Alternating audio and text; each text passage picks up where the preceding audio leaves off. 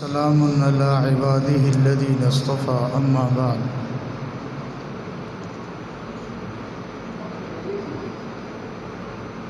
अऊज़ु बिल्लाहि मिनश शैतानिर रजीम। बिस्मिल्लाहिर रहमानिर रहीम।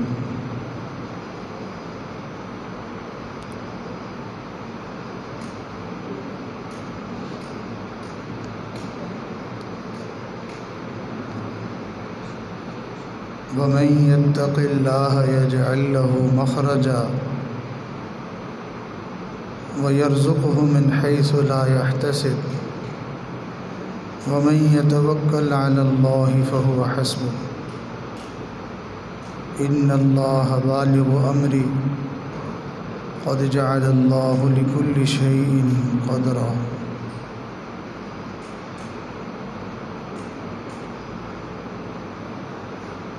वक़ाल अल्लाहु तआला फ़ी मक़ामिन आख़र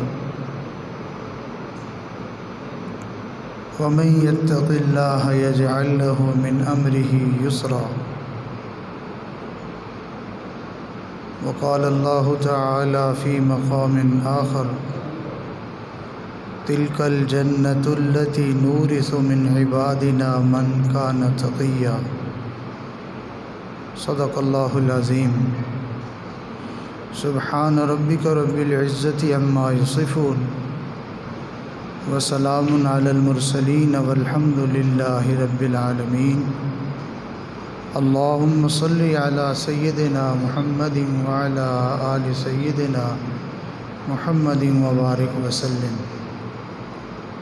अल्लाहुम्मा सल्लि अला सय्यिदिना मुहम्मदिन व अला आलि सय्यिदिना मुहम्मदिन व बारिक वसल्लिम। अल्लाहुम्मा सल्लि अला सय्यिदिना मुहम्मदिन व अला आलि सय्यिदिना मुहम्मदिन व बारिक वसल्लिम।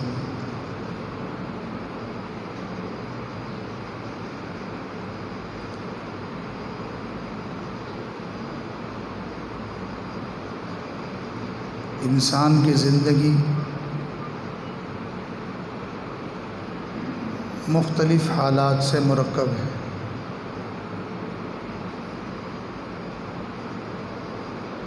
ज़िंदगी के अंदर नशेब व फराज आते रहते हैं।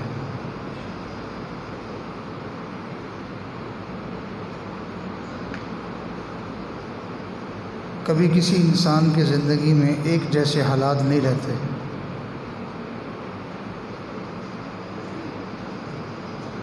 ना खुशियाँ हमेशा रहती हैं, ना गम हमेशा रहते हैं।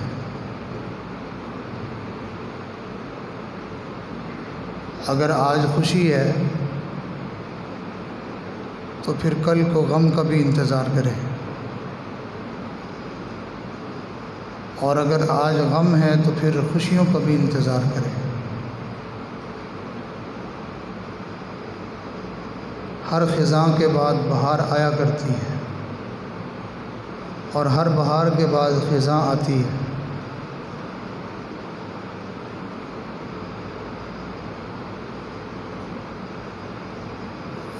ये दुनिया, ये जगह ही ऐसी है,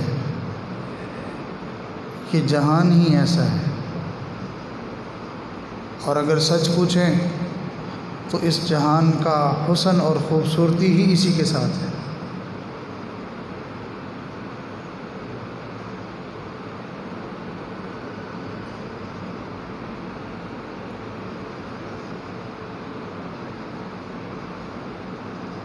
सर्दी भी इंसान की ज़रूरत है और गर्मी भी इंसान की ज़रूरत है। यानी कभी परवरदिगार सर्दी भेज के अपने बंदों को नफ़ा देते हैं और कभी परवरदिगार गर्मी दे के अपने बंदों को नफ़ा अता फरमाते हैं। जो मुनाफ़े अल्लाह ने गर्मी में रखे हैं वो सर्दी में नहीं हैं, और जो फ़ायदे सर्दी में हैं वो गर्मी में नहीं हैं। बिल्कुल इसी तरह कुछ नेमतें इंसान को खुशियों से मिलती हैं और कुछ नेमतें ऐसी भी हैं कि जिनके मिलने के लिए गमों का आना ज़रूरी होता है।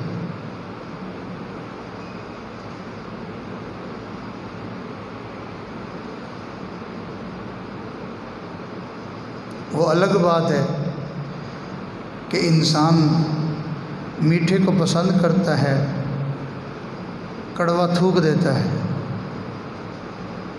जबकि मीठा अपनी जगह मुफीद होता है और कड़वाहट अपनी जगह नफ़ामंद होती है।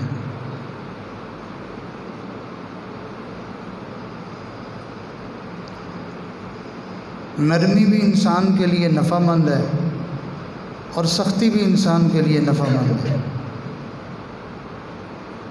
बस इतनी बात है कि कायनात की हर चीज़ उसके लिए नफ़ामंद बन जाती है जिसने अपना ताल्लुक़ अल्लाह के साथ जोड़ा हुआ।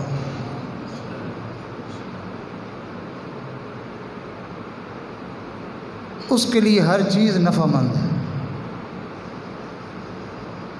और जिसके लिए जिसका ताल्लुक़ अल्लाह के साथ ना हो,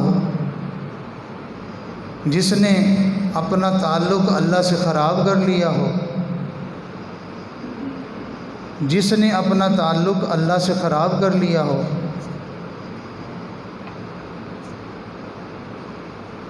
उसको सारी दुनिया की बादशाहत भी दे दें तो वो भी उसके लिए मुसीबत बन जाएगी।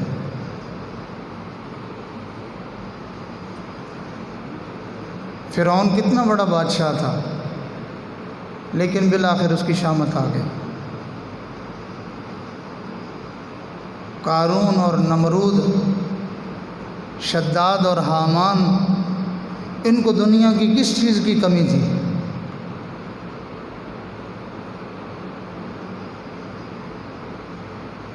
उनकी अपनी बनाई हुई जन्नतें उनके लिए नफ़ामंद ना हो सकी। और दूसरी तरफ देखें तो बिलाल रज़ी अल्लाह ताला अन्हु की गुर्बत उनके काम आ गई, मज़े हो गए उनके।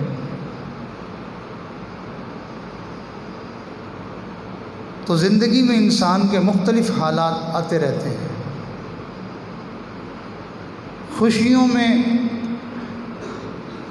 मस्त हो जाना और अल्लाह को भूल जाना ये भी बुरा है, और गमियों में मायूस होकर अल्लाह से नाउम्मीद हो जाना ये भी बुरा है।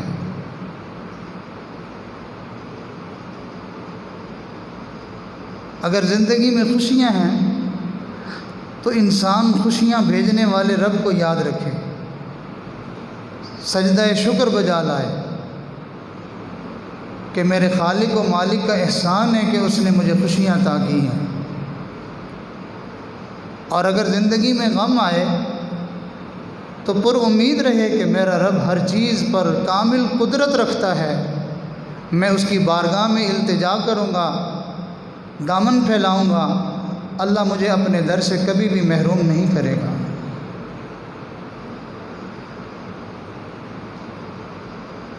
तो ज़िंदगी में मुख्तलिफ़ हालात इंसान को पेश आते रहते हैं।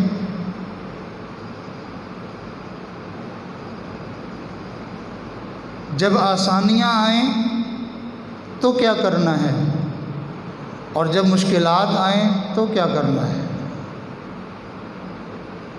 इसकी तालीम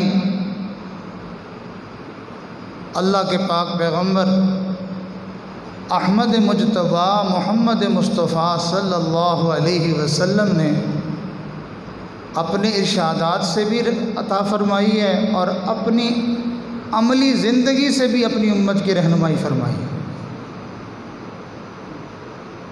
कि मेरी उम्मत के लोगों, अगर तुम्हें तंगी आए ना, अगर तुम्हें मुश्किल आए, तुम्हारे घर का चूल्हा बुझ जाए तो तुम मेरे घर के 2 महीनों का बुझा हुआ चूल्हा उसको याद कर लेना।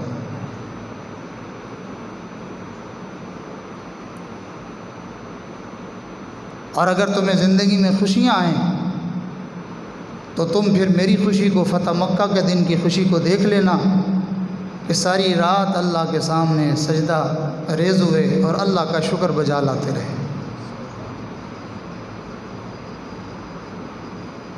ताहम अल्लाह ताला ने इंसान को आसान ज़िंदगी गुजारने के लिए कुछ नेमतें अता फरमाई हैं। उनमें से बाज़ नेमतें वो गैर इख्तियारी होती हैं, महज अल्लाह अपने फ़ज़ल से अता फ़रमाते हैं।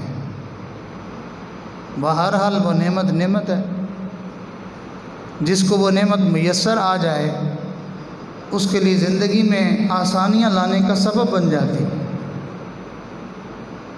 और बाज़ नेमतें अल्लाह ताला ने इंसान को इख्तियारी अता फ़रमाई हैं कि इंसान कोशिश करे, मेहनत करे तो वो उस नेमत को हासिल कर ले और अपनी ज़िंदगी को आसान बना ले।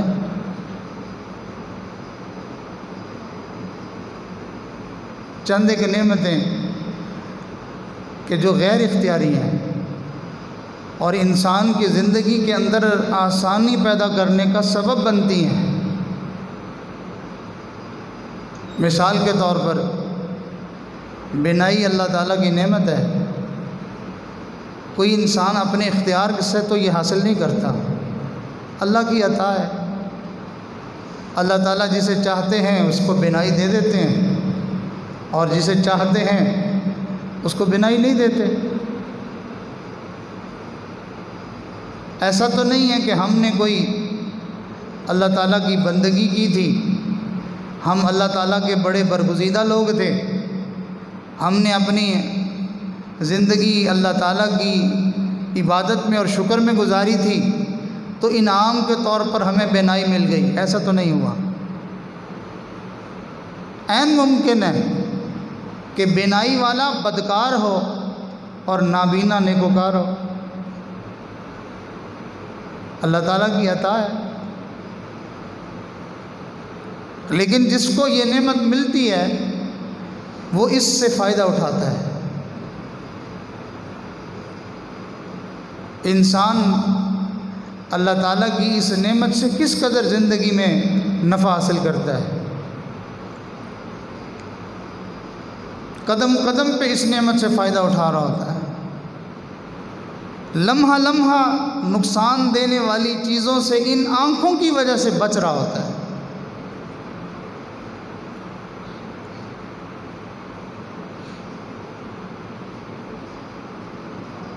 सुनना अल्लाह की नेमत है। जिस आदमी की समाअत ना हो वो लोगों में बैठ के बेचारा परेशान ही होता है। वो लोगों के चेहरे पड़ता रहता है कि ये क्या कर रहे हैं, उसको कुछ सुनता तो नहीं है। उसने उसके बारे में किसी ने बुरा लफ्ज़ कहा है, अच्छा कहा है, बोलने वाले ने दुश्मनी उसके सामने खोली है या कि इजहार मोहब्बत किया, उसको क्या पता। और ये समाअत जिसके पास मौजूद होती है तो कई मर्तबा इंसान बड़े बड़ी नुकसान वाली चीज़ों से बच जाता है। एक साहब कहने लगे कि दो साथी आपस में बात कर रहे थे, ज़रा मेरे बारे में वो बात अच्छी नहीं थी, लेकिन वो बात उन्होंने बहुत आहिस्ता से कही। अगर वो मैं न सुनता तो मेरा नुकसान हो जाता, लेकिन अल्लाह की शान के वो आवाज़ मेरे कान में पड़ गई, मैंने उस बात को सुन लिया और उस मुसीबत से बचना मेरे लिए आसान हो गया। तो अल्लाह ने इंसान को एक नेमत अता फरमाई, एक सिफत अता फरमाई देखने की, जो ज़िंदगी में आसानी लाने का सबब बनी। अल्लाह ने एक नेमत अता फरमाई, अल्लाह ने इंसान को एक सिफत अता फरमाई सुनने वाली, जिसकी वजह से उसके ज़िंदगी में आसानी पैदा हो गई। ये गैर इख्तियारी सिफ़ात हैं, ये गैर इख्तियारी नेमतें हैं जो इंसान को अल्लाह ताला अता फरमा देते हैं। अब एक मिसाल इख्तियारी नेमत की भी सुन लें।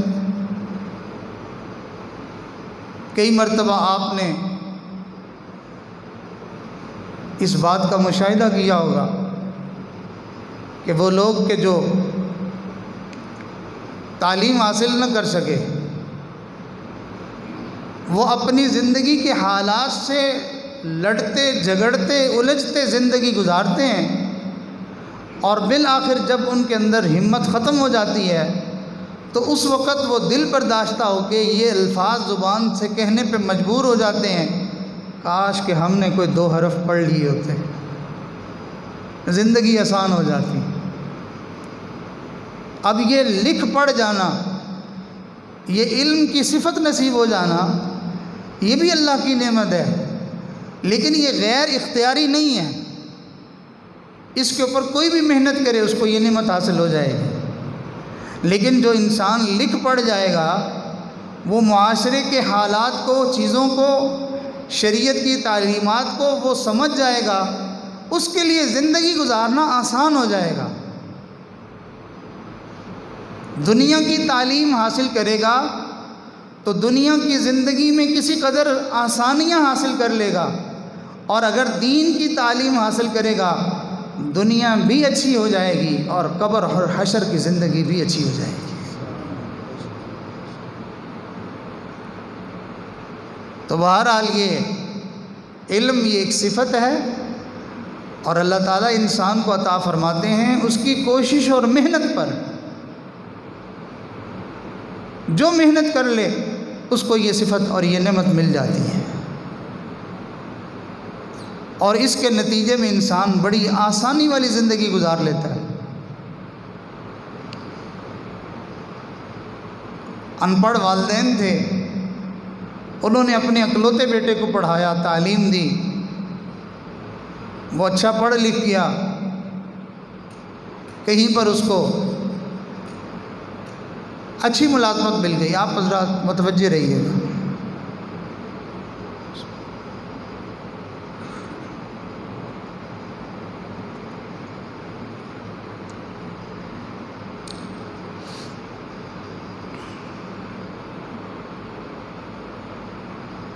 तो वो अपने वालिदैन से दूर रहता था।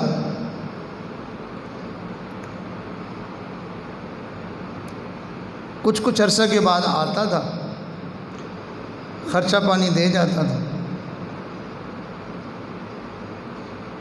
फिर उसकी नौकरी ज़रा इलाके से दूर हो गई, अब जल्दी जल्दी आना उसके लिए मुश्किल था। वालिद साहब का इंतकाल हो गया,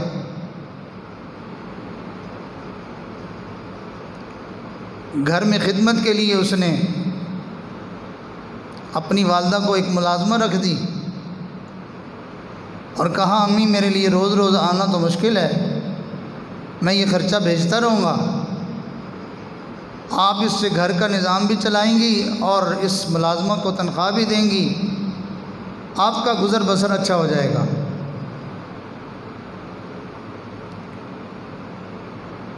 अब वो क्या करता कि हर महीने अपनी वालदा की खैरियत पूछने के लिए और अपनी खैरियत बताने के लिए ख़त लिख देता और अपनी वालदा की ज़रूरियात को पूरा करने के लिए एक चेक भी साथ जो है वो ख़त में डाल देता,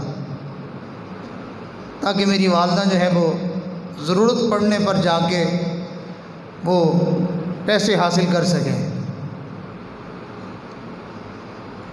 माँ अनपढ़ थी, बच्चे का ख़त आता तो वो देख के बड़ी खुश होती, चूमती, चाटती, प्यार करती और फिर उसको रख देती,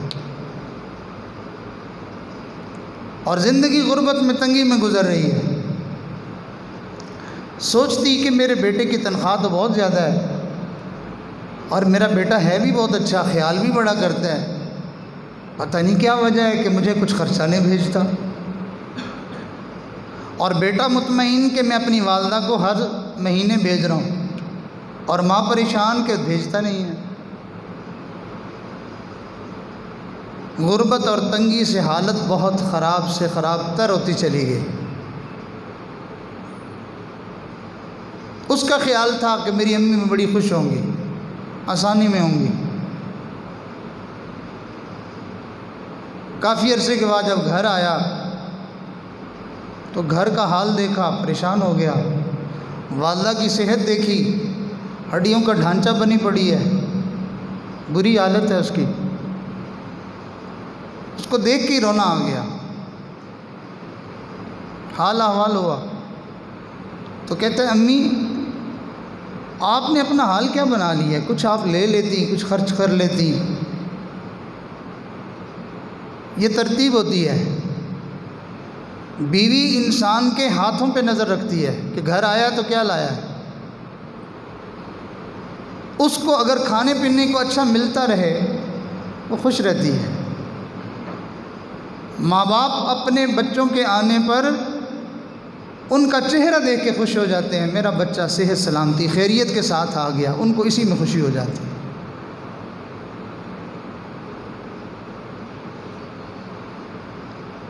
तो जब उस बच्चे ने ये बात कही कि अम्मी आपने कुछ किया नहीं, तो अब वालिदा को बड़ा अजीब सा लगा कि मेरे बेटे ने कुछ भेजा भी नहीं है और अब फिर मुझे ये बात भी कर रहा है।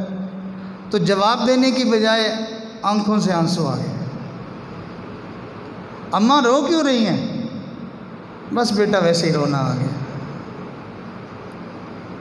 अपने आप को संभाला। अम्मी वजह तो बताएं क्यों नहीं मंगवाया? बेटा आपने मुझे पैसे भी नहीं भेजे, हालत मेरी ये हो गई और ऊपर से आप ये बात करते हैं।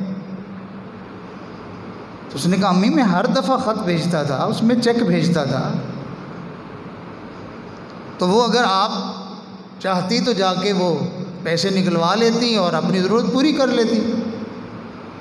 बेटा मुझे क्या पता, मैं तो उसको तेरी चिट्ठी समझती थी और समझ के मैं खुश हो जाती थी कि मेरे बेटे का ख़त आया। मुझे क्या पढ़ना आता था और मैं क्या उसको देखती, बस वो तो पढ़े हुए हैं। तो इंसान के पास इल्म ना हो तो ये इल्म ना होना उसकी ज़िंदगी के अंदर तकालीफ़ और मुश्किलात का सबब बन जाता है। दुनिया की तालीम नहीं है तो भी मुश्किलात आती हैं इंसान को, लेकिन दीन की अगर तालीम ना हो तो इंसान के जीते जी ज़िंदगी बर्बाद हो जाती है। तो बहरहाल मैं ये अर्ज़ कर रहा था कि इस जहान में ज़िंदगी गुजारने में आसानी पैदा करने के लिए अल्लाह ने इंसान को कुछ नेमतें अता की हैं। ये मैंने तमहीद बांधी है। उम्मीद है कि आप हज़रात तवज्जो से साथ देंगे तो अगली असल जो बात है वो समझना आसान हो जाएगी। तो कुछ चीज़ें गैर इख्तियारी हैं, कुछ चीज़ें इख्तियारी हैं। इंसान अगर उन नेमतों से महरूम हो जाए तो उसके लिए ज़िंदगी मुश्किल बन जाती है। बिल्कुल इसी तरह अल्लाह रब्बुल इज़्ज़त ने अपने पाक पैगम्बर सल्लल्लाहु अलैहि वसल्लम के ज़रिए से अपने बंदों तक ये बात पहुँचवाई है कि मेरे बंदों जैसे ये सिफ़ात हैं ऐसे ही कुछ बातनी तौर पर ऐसी सिफ़ात हैं जो इंसान अपने अंदर पैदा कर ले उसकी ज़िंदगी आसानियों से भर जाती है। मैं उन सिफ़ात की तरफ जो कुरान मजीद में बताई गई हैं और जिसके ऊपर ज़िंदगी की आसानियों का इन्हिसार किया गया है कि ये सिफ़त अगर तुम्हारे अंदर पैदा हो जाएगी तुम्हारी ज़िंदगी पुरसुकून हो जाएगी, तुम्हारी ज़िंदगी खुशगवार हो जाएगी, तुम्हारी ज़िंदगी आसान हो जाएगी। आइए अल्लाह के कुरान से पूछते हैं वो कौन से सिफ़ात हैं। पहली सिफ़त इरशाद फरमाया वमन यत्तक़िल्लाह यजअल लहू मख़रजा वयरज़ुक़हु मिन हैसु ला यहतसिब वमन यतवक्कल अलल्लाह फहुव हस्बुह। वमन यत्तक़िल्लाह, जो शख्स अपने अंदर तक़वा वाली सिफ़त पैदा कर लेगा अल्लाह उसको क्या होगा? फरमाया उसके लिए ज़िंदगी में ये आसानियाँ होंगी। यजअल लहू मख़रजा, हर तंगी जब उसके ऊपर आ पड़ेगी उस तंगी में से निकलने का रास्ता हम उसको अता कर देंगे उसकी उस बातनी सिफ़त की वजह से।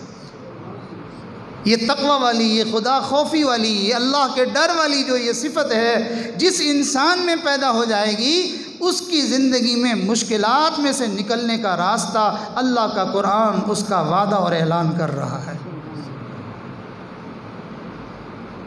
आज हम अपना बातिन देखें, अपने अंदर हम झांकें तो हमें अपना अंदर तक़वा से खाली नज़र आएगा। तकवा का क्या माना होता है, इसकी तशरीह लंबी चौड़ी है और मुझ जैसा तालिब इल्म इसकी क्या वजाहत करेगा।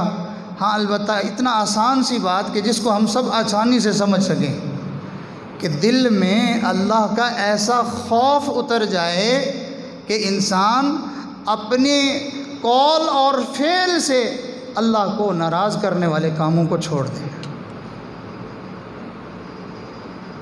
इंसान के दिल में अल्लाह का खौफ ऐसा उतर जाए, ऐसी कैफियत उसके दिल में पैदा हो जाए कि वो अपनी बातों से और अपने अमल से अपने अल्लाह को नाराज़ करना छोड़ दे। इसका नाम तकवा है।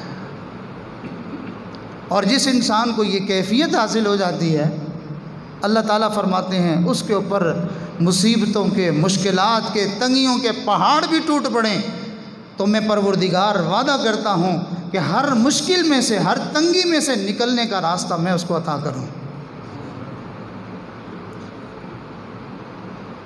इसी आयत को पढ़ते हुए ज़रा आगे बढ़ें तो अल्लाह ताला ने एक और खुशखबरी सुनाई। इरशाद फरमाया, वमन यत्तक़िल्लाह यजअल लहू मख़रजा, तंगी में से निकलने का रास्ता हम देंगे। वयरज़ुक़हु मिन हैसु ला यहतसिब, और हम उसको ऐसी जगहों से रिज़्क़ देंगे जिसका वो तसव्वुर और गुमान भी नहीं कर सकता होगा। लोग कहते हैं कारोबार नहीं करेंगे तो मईशत का निज़ाम कैसे चलेगा, हमारा हांडी रोटी कैसे चलेगा, घर का निज़ाम कैसे चलेगा। अल्लाह का कुरान कहता है तुम अपने अंदर ये सिफत पैदा करो, हम तुम्हें वहाँ से रिज़्क़ अता करेंगे जहाँ से हम अपने बरगुज़ीदा बंदों को, औलिया को और अपने अम्बिया को जहाँ से हम गैब से रिज़्क़ देते हैं, हम तुम्हें भी वहीं से अता कर देंगे। ये इस सिफत के पैदा होने की बरकत होती है। अल्लाह से डरने वाला बंदा, अल्लाह उसके लिए कोई ना कोई रास्ता बना देते हैं। और फिर इसी आयत के आखिर में अल्लाह ताला ने दूसरी सिफत की तरफ इशारा किया। इरशाद फरमाया, जो बंदा तकवा इख्तियार कर ले, तंगी में से निकलने का रास्ता दे देंगे और उसको हम ऐसी जगहों से रिज़्क़ देंगे जिसका वो गुमान नहीं करता होगा। और उसके बाद अगली सिफत जो बंदा अपने अंदर पैदा कर ले कि वमन यतवक्कल अलल्लाह, जो अल्लाह के ऊपर भरोसा और एतमाद कर ले, अल्लाह फरमाते हैं फहुवा हस्बु, उसकी हर बिगड़ी बनाने के लिए हम काफ़ी हो जाएंगे।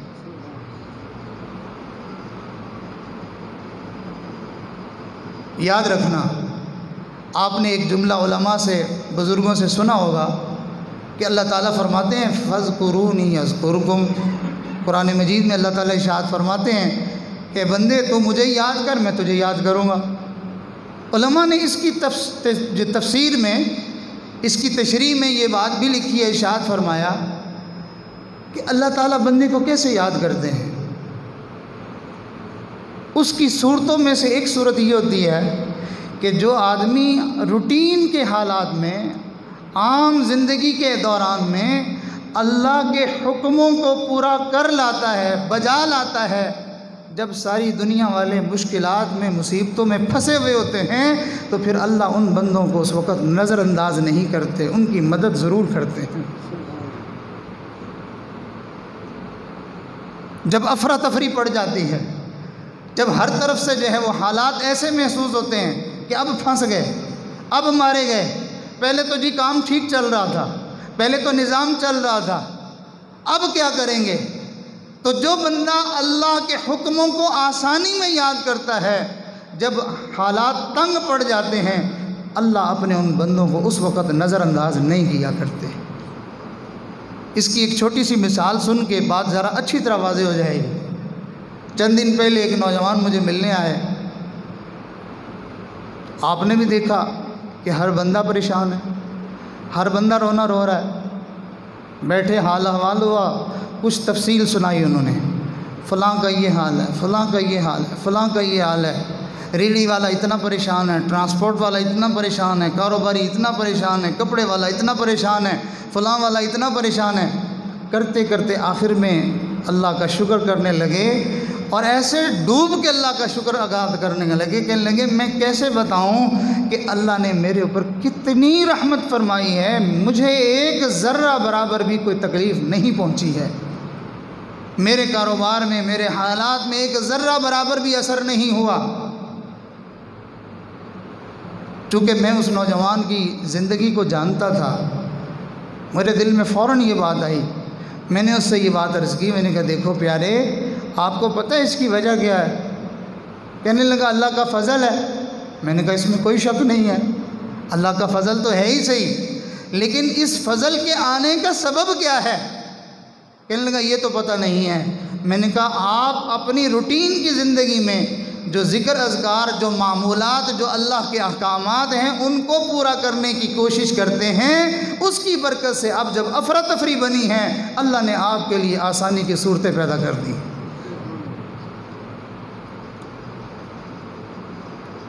तो इन सिफ़ात को इंसान अपने अंदर पैदा करने की कोशिश करे। ये करोना है, ये फ़लाँ है और ये फ़लाँ है, कोई चीज़ इंसान को कुछ नहीं कहती। याद रखें, ठंडी हवा सबको मुवाफिक नहीं आया करती। आप एसी चला के बैठे, कितने लोगों को उससे एलर्जी हो जाती है। और आप लुत्फ़अंदोज़ हो रहे होते हैं, आप मज़ा ले रहे होते हैं, और दूसरे आदमी को उसी ठंडी हवा से जिस्म में दर्द हो रही होती है।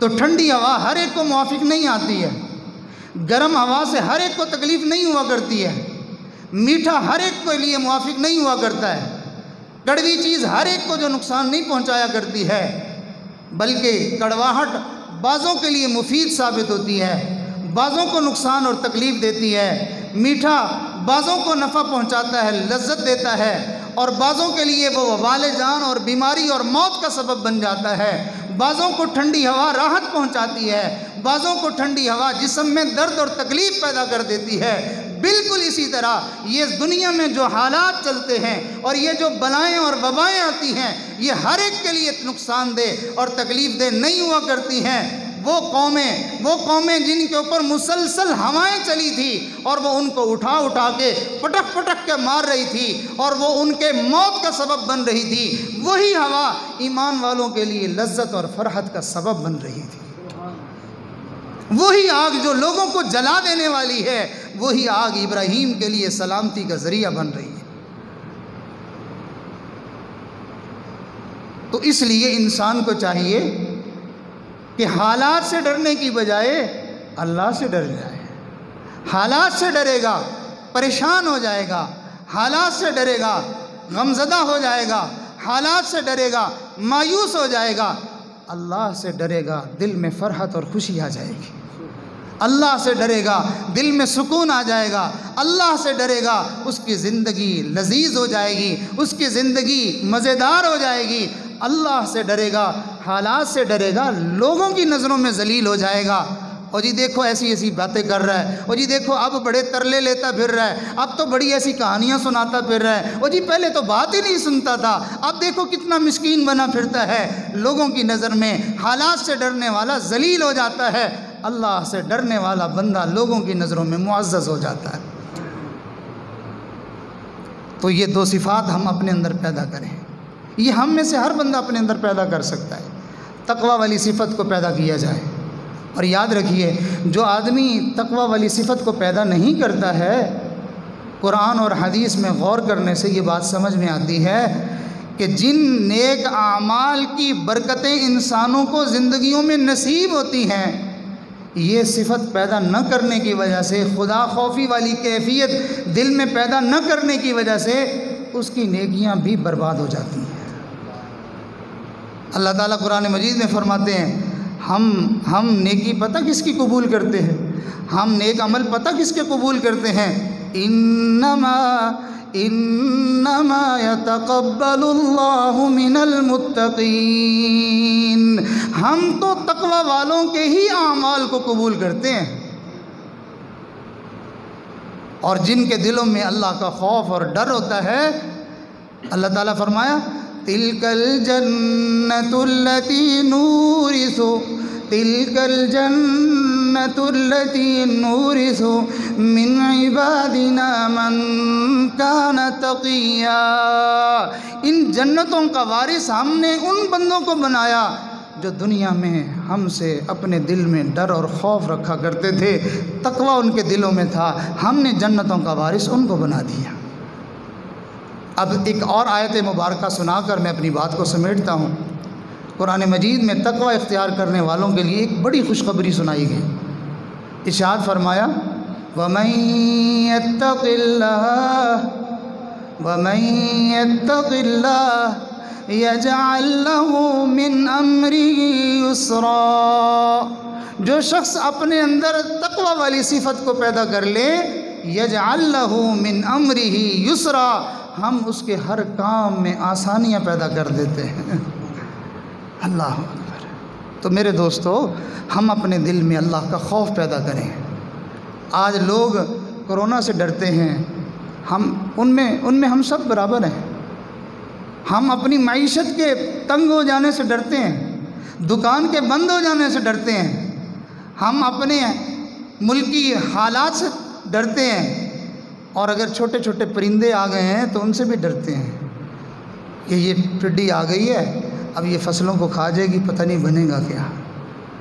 तो भाई याद रखिए, जो अल्लाह से नहीं डरता ना, उसको फिर हर चीज़ से डरना पड़ता है। उसके घर की खिड़की का पर्दा भी हिल जाए तो वो डर जाता है। अगर उसके सामने से काली बिल्ली भी गुजर जाए तो वो डर जाता है। उसको थोड़ी सी आवाज़ सुनाई दे तो वो डर जाता है। उसको ख्वाब में कोई ऐसी चीज़ नज़र आ जाए, अरे उससे वो डर जाता है। घर के अंदर खून का थोड़ा सा छींटा नज़र आ जाए तो वो उससे भी डर जाता है। और कहीं कपड़ों को थोड़ा सा कट लग जाए तो वो उससे भी डर जाता है। अरे जब अल्लाह से डर दिल में पैदा हो जाए, फिर कपड़ों को कट लगने से क्या डरना, फिर तो जिस्म भी कट जाए तो फिर डर नहीं लगता है। जो इंसान इतना बुज़दिल है, इतना बुज़दिल है कि खिड़की का पर्दा हिलने से डरता है, वो पूरी धरती के हिलने से नहीं डरता है। अल्लाह का खौफ दिल में पैदा नहीं होता है। ये हालात जब आए हैं हमारे ऊपर, इन हालात में मुब्तला हुए, हमें एक दिन तो नहीं हुआ, 2 दिन तो नहीं हुए, कितना वक्त गुज़र चुका है। मैं भी अपने अंदर झांकूं, आप भी अपने अंदर झांकें कि इन हालात के पैदा होने के बाद मैंने अपने आप को कितना बदल लिया है। क्या अब मैंने नमाज़ों में सुस्ती छोड़ दी है? नहीं छोड़ी तो मुझे छोड़ देनी चाहिए। क्या मैंने इन हालात के पैदा होने के बाद अल्लाह से माफ़ी मांगने वाला अमल ज़्यादा कर दिया है? नहीं किया तो भाई कब करेंगे? जब कोरोना ने आके हमारा गला दबाया तब इसको जो है वो शुरू करेंगे। मैंने अपनी नज़रों को गलत इस्तेमाल करना छोड़ दिया है, नहीं छोड़ा, कब छोड़ेंगे? मेरी ज़ुबान पर दुरूद पाक जारी हो गया है, मैंने अल्लाह के नाम पे कुछ खर्च करना शुरू कर दिया है। मैं अपनी ज़िंदगी में क्या तब्दीली लाया हूँ? बातें करने का क्या है?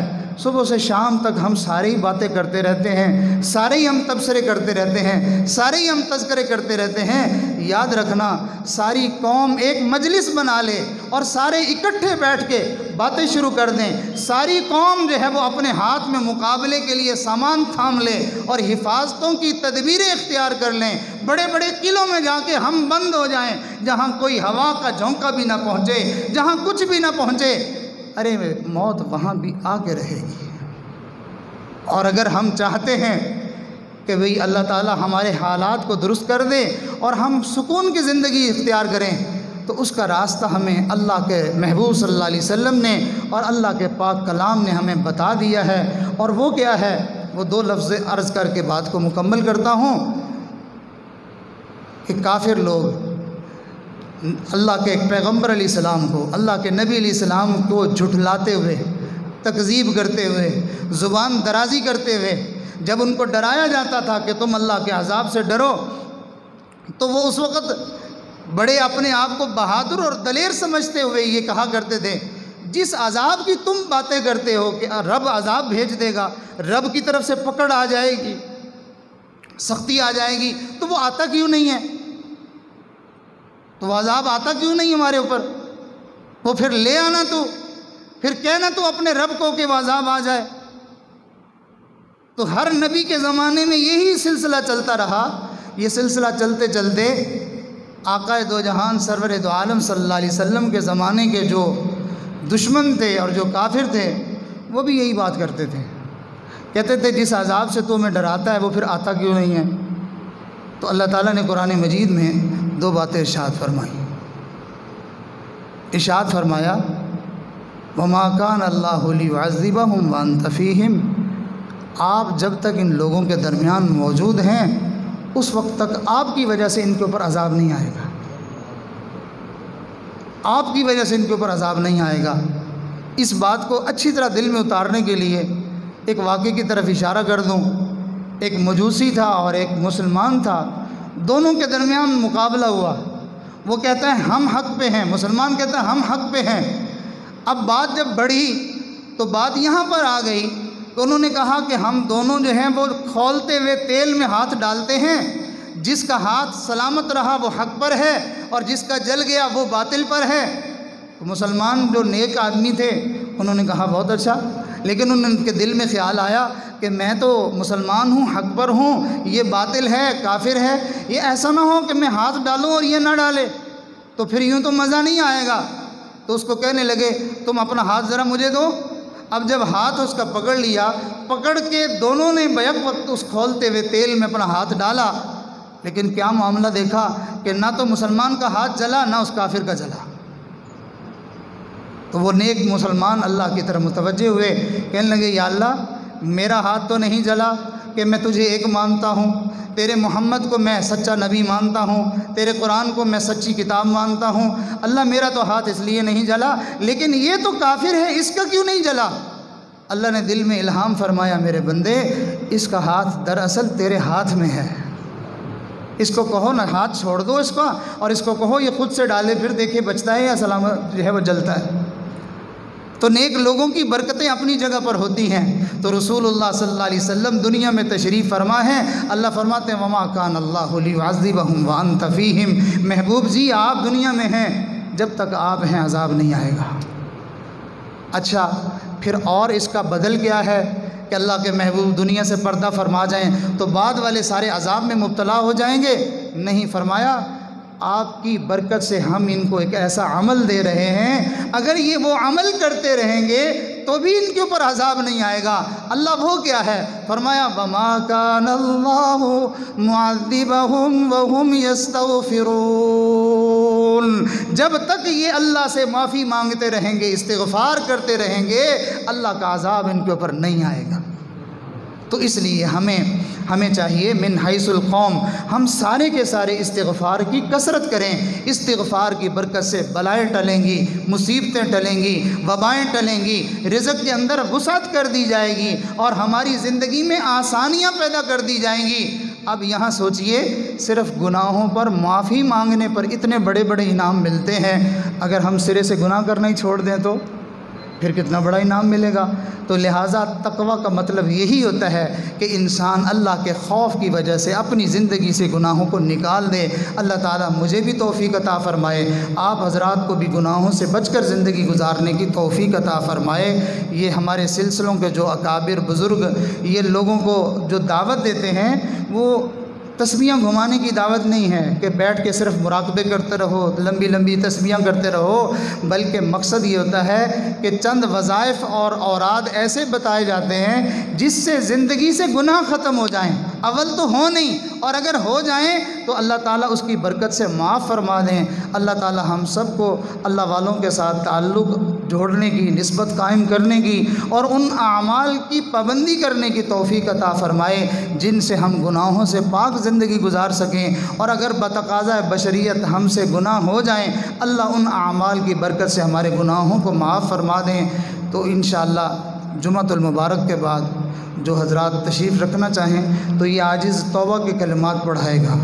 उन कलिमात के पढ़ने से इंसान बुज़ुर्गों के सिलसिले में भी उसका ताल्लुक़ जुड़ जाता है और उन कलिमात के पढ़ने से ज़िंदगी के पिछले सारे गुनाह अल्लाह माफ़ फरमा देते हैं। आइंदा नए सिरे से ज़िंदगी का एक आगाज़ होता है, तो फिर इंसान उन आमाल को करता रहे।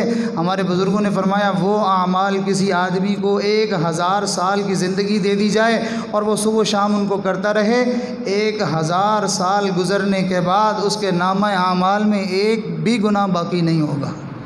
तो अल्लाह ताला उन आमाल को भी करने की तौफ़ीक़ अता फ़रमाए। तो सब हज़रात अभी सुन्नत अदा फ़रमा लें। व आखिर